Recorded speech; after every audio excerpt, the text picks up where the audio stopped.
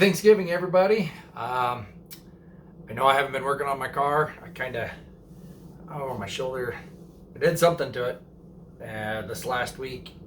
And, I just don't want to work on the car because when I go to work, it I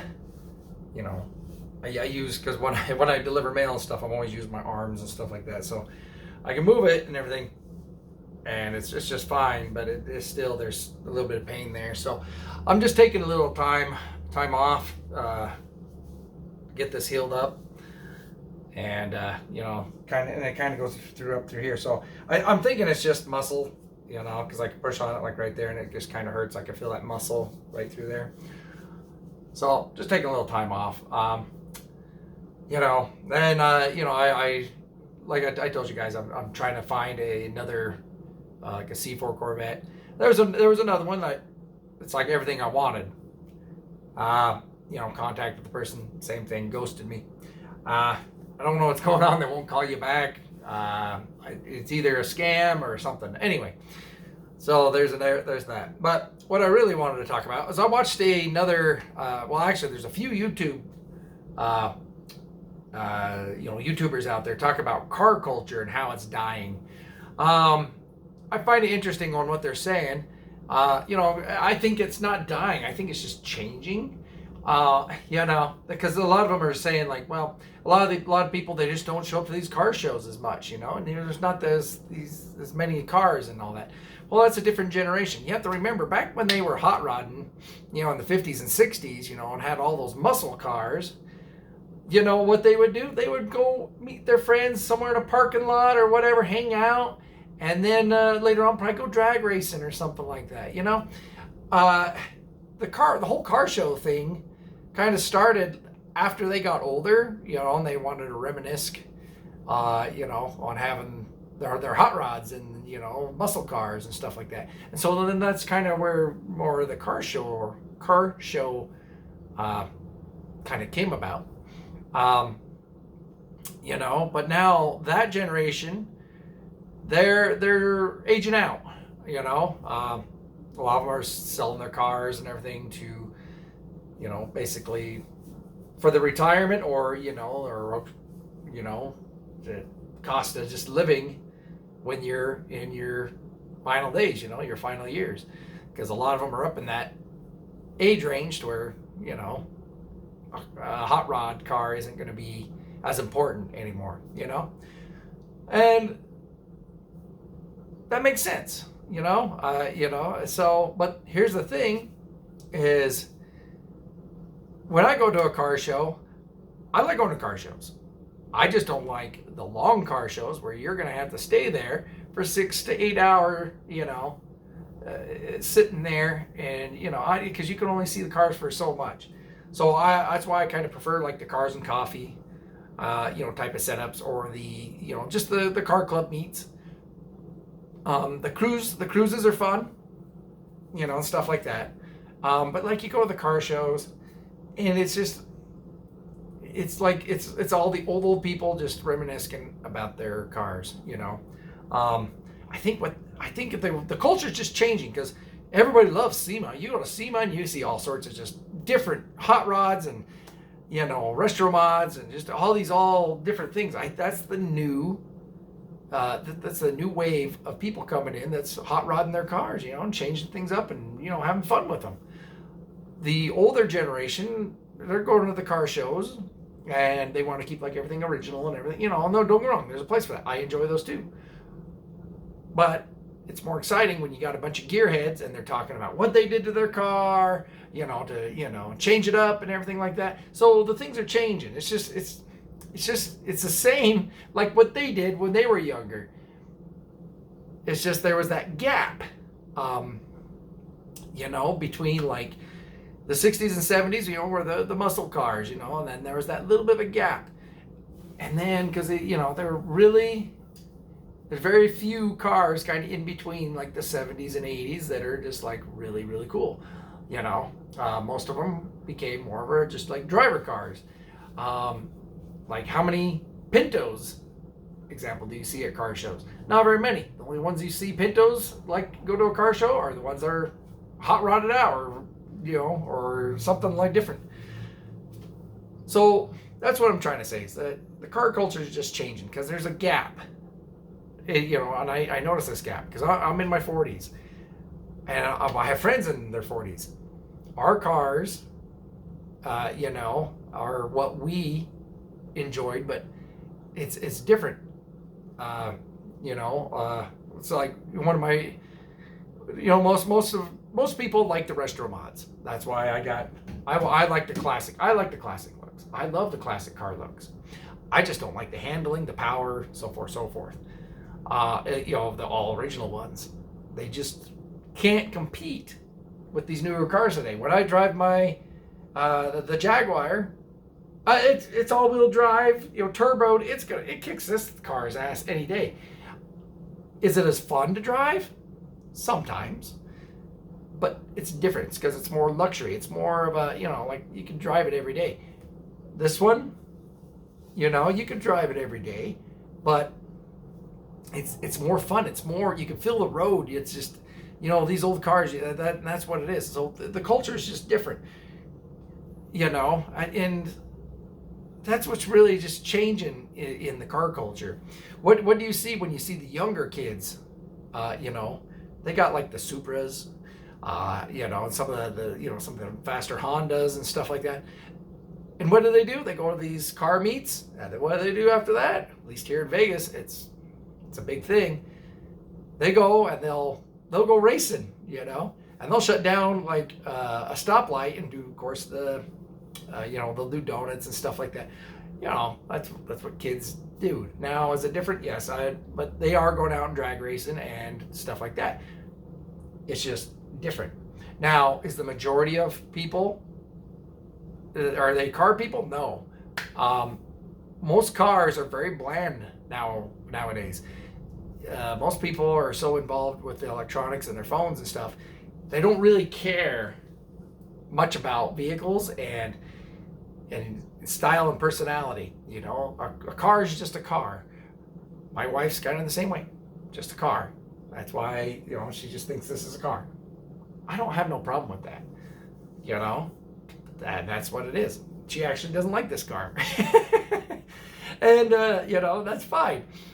But she liked, when I had my C6 Corvette, she liked it, but different personality. She likes more of the comfort, luxury. Makes sense. But is she a car person? Not really.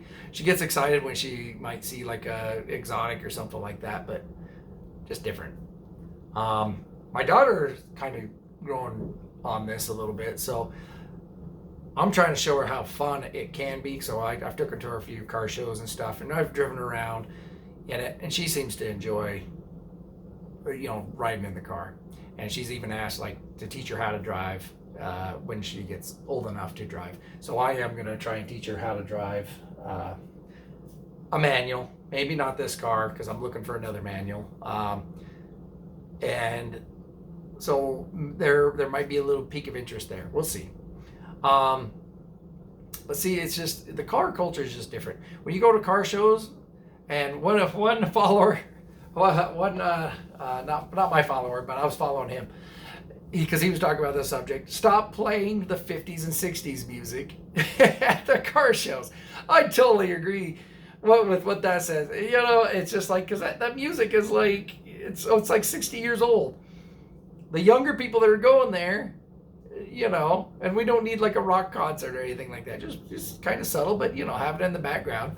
But they always blast the 50s and 60s music, and they don't need that. If you're gonna play music, play something a little bit newer, something a little more exciting. I think the people that kind of have the money and stuff right now, for the regular Joe, they're getting in their 40s and stuff like that, so they're coming into a little bit more money because of their, they've advanced in their careers and and whatnot. But my music was 90s music, so the 60s and 50s doesn't really fit anymore.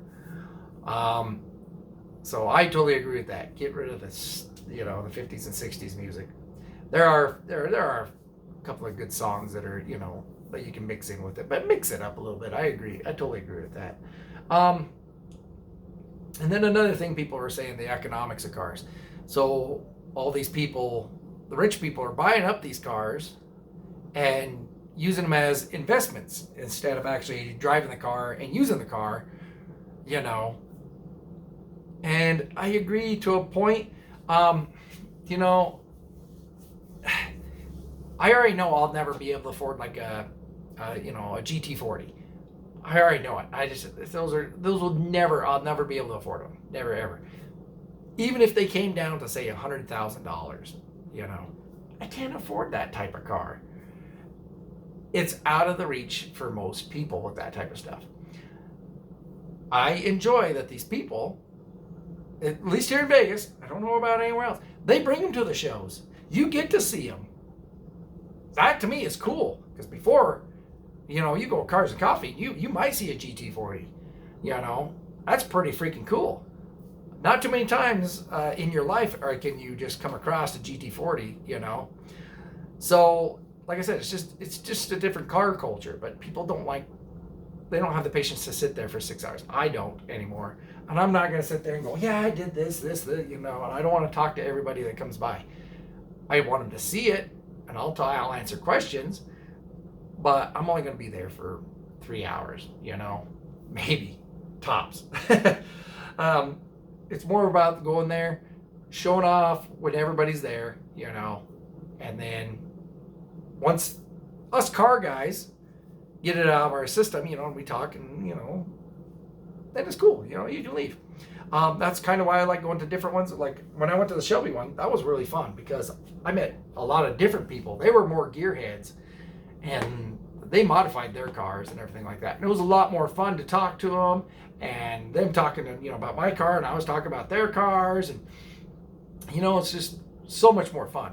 Usually at car shows, you're sitting there and for some reason everybody thinks they're the know-it-all on your car. And it's just not as fun. So, you know, I love all the original car, you know, the ones that are all original.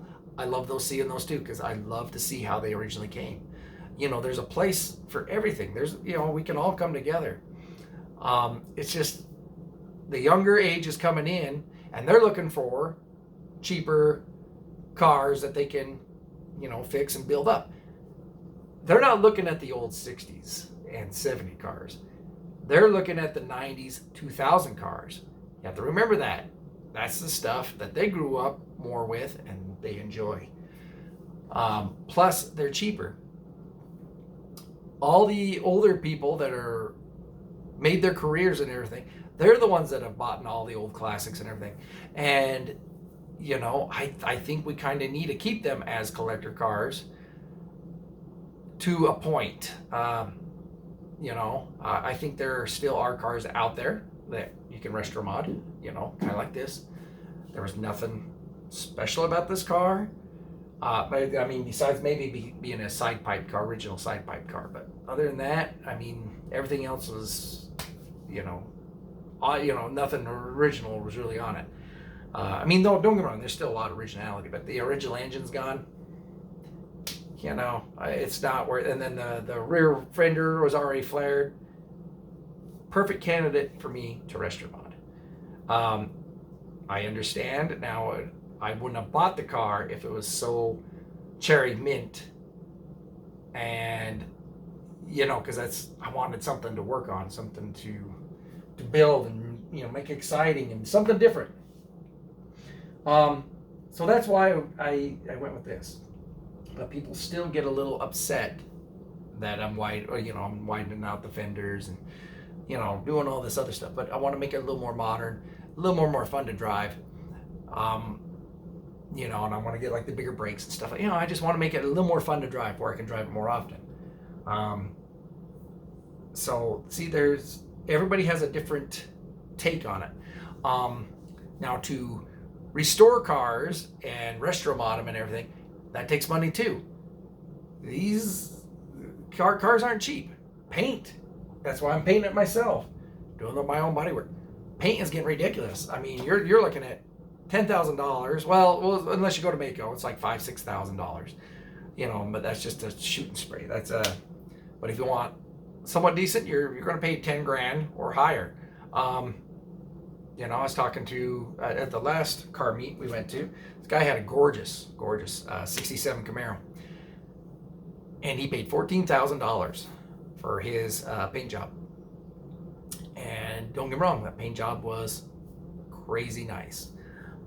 But you see the price range of what you want to do.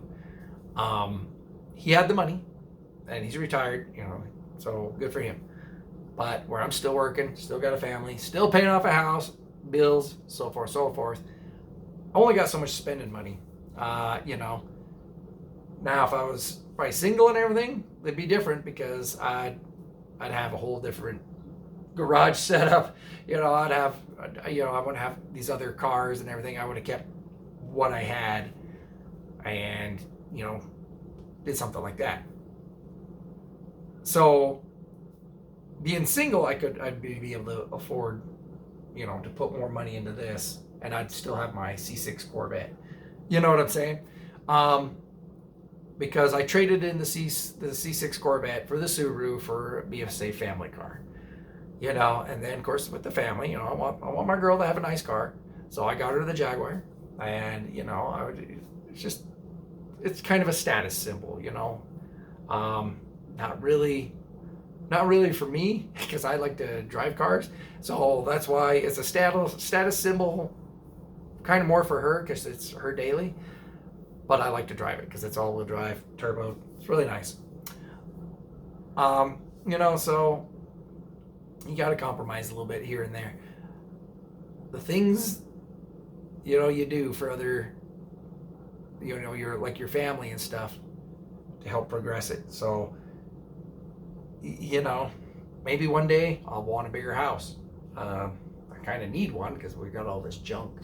But it'd be nicer to have maybe a little bit bigger house and stuff like that. Maybe down later in time. I don't know. So that's why I'm going to give the Subaru to my daughter, and then I'm looking for like a cheap C4 Corvette because I don't want to overspend on another car. I don't want another car payment.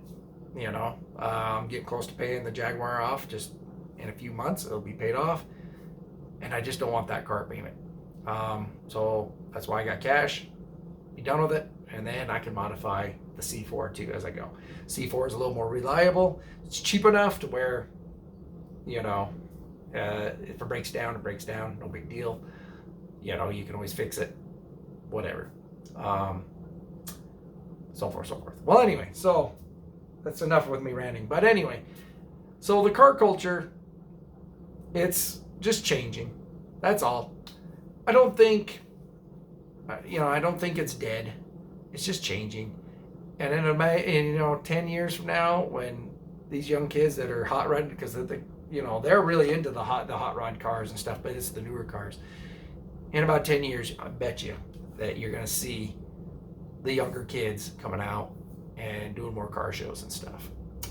So anyway, once again, I hope you guys have a good Thanksgiving, and see you next time.